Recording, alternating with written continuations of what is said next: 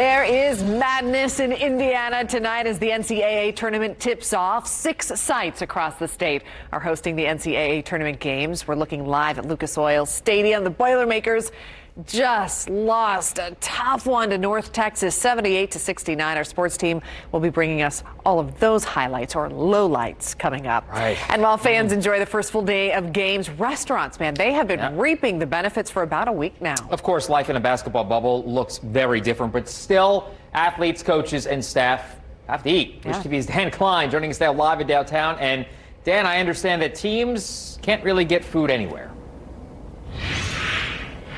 Yeah, fewer than 100 restaurants are approved across the city, and this is a big deal. Just think about it. This isn't just for the weekends. Teams, most of them at least, entered the bubble almost a week ago, and the winners won't be able to leave for another 2.5 weeks. So there's a lot of breakfasts, lunches, and even dinners between now and then.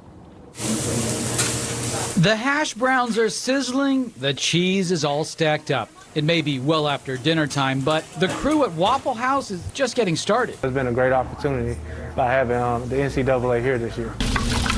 The chain is one of roughly 70 with the seal of approval to deliver food for the bubble. Each team is responsible for its own meals, so it means 35, sometimes 40 meals needed at once. Iconic downtown restaurants like St. Elmo's are on the list, sure, but chains, ethnic food, and a few like Waffle House in the suburbs. And make no mistake, with the national footprint, especially in the South, for college kids on the road, this is like getting a taste of home. A lot of teams are coming all across the country, and we have seen that a lot of teams are very, very interested in having Waffle House while they're here.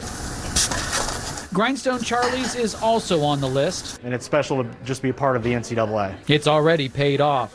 Baylor is getting their dinner from here after their win Friday afternoon.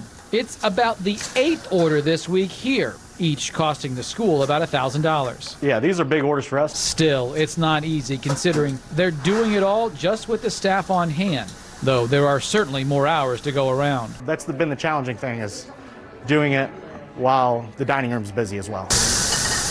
To make the cut, each place has to get through a vetting process, agree to serve a minimum of 34 orders in as little as 4 hours, which means they have to carry a lot of extra inventory on hand with no guarantee they're ever going to get the call. That's why, while the Indiana Restaurant and Lodging Association invited everyone to participate, many decided it was just too much. One final requirement: delivery to the hotel. With no delivery option usually, owner Blake Fogelsong is doing it himself. I'm actually taking the orders myself down to the hotels and dropping it off, so it's been fun for me. So when you watch the games this weekend, remember, these athletes gotta eat too. And dozens of restaurants all across the city are making it happen at all hours of the day or night. But considering all that this industry has been through, no one seems to mind. We're just super excited coming out of the pandemic after having such a hard year. Us doing a little bit of, our part to be a part of the community and trying to give them a little semblance of home. Of course, this setup is a big change from the typical tournament. It's not just the number of teams gathered in one place. Usually teams have meals catered at the hotel or perhaps use a private dining room at a restaurant. Sometimes players can even go out on their own on an off day. Well, hotel catering is certainly still an option. There's such an extended time frame for this life in the bubble that this restaurant list really is an important part of life in the bubble. Reporting live downtown, Dan Klein, Wish TV, wishtv.com, and be sure to follow us on Facebook. Dan, thanks. Well, a 3-week cultural festival is putting local artists in the spotlight during the NCAA tournament. It is called Swish, and it's going on in several locations around the city, including Monument Circle. News 8's Demi Johnson joins me now. Demi, artists are being paid for their work.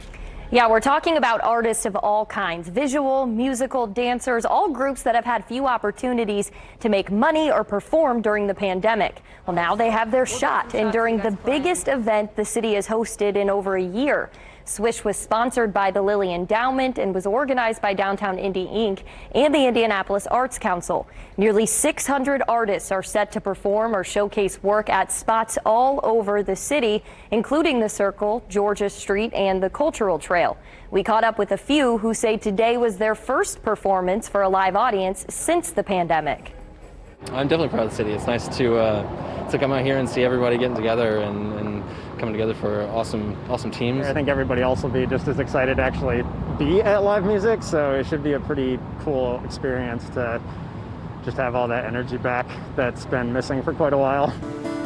Some of the art around the circle will stay up even after the tournament leaves town. Again, this is going on for the next 3 weeks.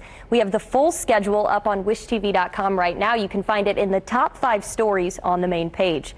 Live in studio, Demi Johnson, Wish TV, wishtv.com, and follow us on Facebook. Demi, thank you very much.